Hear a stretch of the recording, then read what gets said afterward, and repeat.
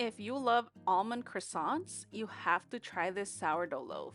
It's filled with a rich homemade frangipane and sliced almonds, and topped with some powdered sugar that brings it together for a bakery-style loaf. To your bowl, you will add 125 grams of active sourdough starter and 350 grams of filtered water. You will mix these two together until well combined, and you will add 500 grams of flour and 10 grams of salt. You will mix all of the ingredients together until there's no pocket of flours left over on your dough.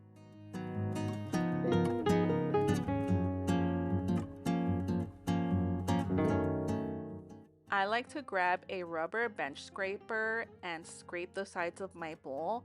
I make sure to wet it first, that way the dough doesn't stick to it too much. And I like to go underneath the dough as well, that way all of the dry flour can be incorporated into the dough from the start. You will let your dough rest for 30 minutes and we will start on our first set of stretch and folds. I like to grab the dough, stretch it out, and fold it over, going around the bowl 4 times. And then I like to grab my dough, flip it over, and do some gentle slap and folds. It might look a little harsh here on camera just because I'm speeding it up for you guys and I don't bore you with a minute of slap and folds, but here we go. This is what you do. I like to shape it into a little ball, that way I can see how it rises.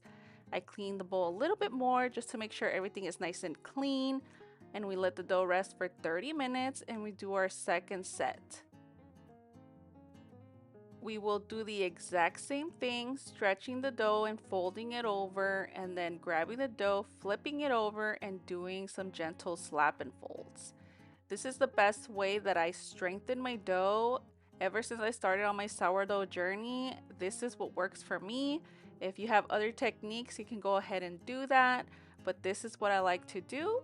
I let the dough rest for another 30 minutes, and then we will do our third set. At this time, you want to start on your frangipane. It's going to be 1/4 cup of softened unsalted butter, 70 grams of granulated sugar, and you want to whisk these two together until they're well combined. You can do this on a stand mixer, but I decided to do it by hand. Now you will add 2 grams of salt, 4 grams of vanilla extract, 4 grams of almond extract. I didn't add the almond extract here because I didn't have any, but if you have it, please add it. It will enhance the flavor even more. And then you add 1 egg yolk and you mix everything together until well combined. Now you add 70 grams of almond flour and 15 grams of all-purpose flour. If you don't have the almond flour, you can just do all-purpose and it should be just fine. This is the texture you want to be going for, and you want to put it in the refrigerator so it can harden up a little bit. And now on to our third set. You want to only do coil folds. That way we can be gentle on the dough. You can see that it's nice and smooth, it's bubbly, it's starting to rise, and it's a nice dough overall.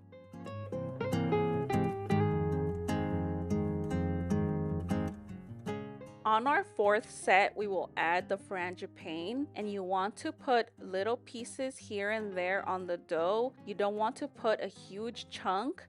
That way the bulk fermentation doesn't take even longer since it is cold, and that way when it rises, it's not flat and it has a nice rise to it, but you still have those little pieces of the frangipane. I add a few pieces on each section. I stretch the dough and fold it over, going around the bowl. That way the dough has a little bit everywhere, and then we will add a little bit more during the lamination stage.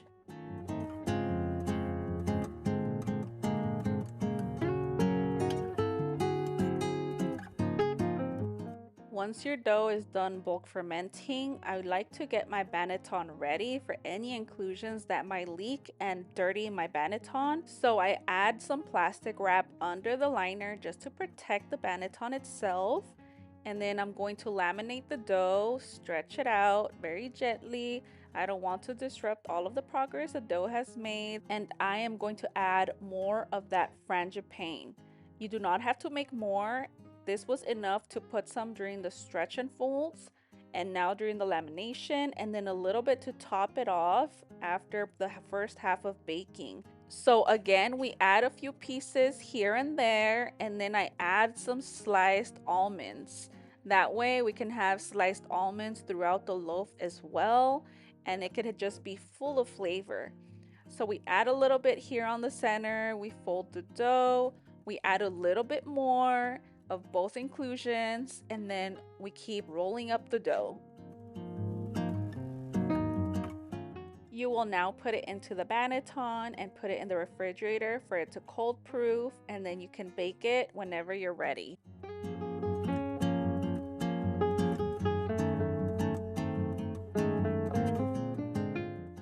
This is what the dough looks like before putting it into the refrigerator. This dough was packed. It was so big and fluffy. And now I like to put some plastic wrap on top. That way we can keep some of that moisture. And then in the morning, we were ready to bake. This is the poke test. I like to poke it, and if there's an indent and it springs back slowly, it's ready to be baked. Now you should have your Dutch oven preheated to 450 degrees and bake for 35 minutes with the Dutch oven lid on. And then when we take off the lid, you want to put the rest of that frangipane on that score and put more almonds on top of that and bake it for an additional 10 minutes. That way your almonds don't burn, but everything is fully cooked from the inside and the frangipane is cooked on the outside as well.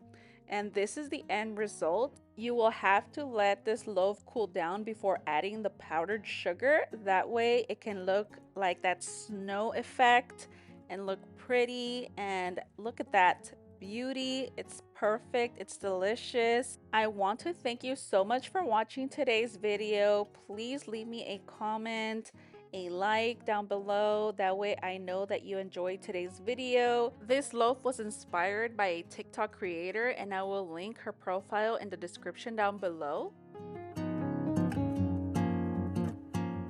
Look at that crumb. It's beautiful. It had frangipane all throughout the loaf with bits and pieces of those almonds as well. And it's just so good. So give this recipe a try, and I'll see you guys in my next one.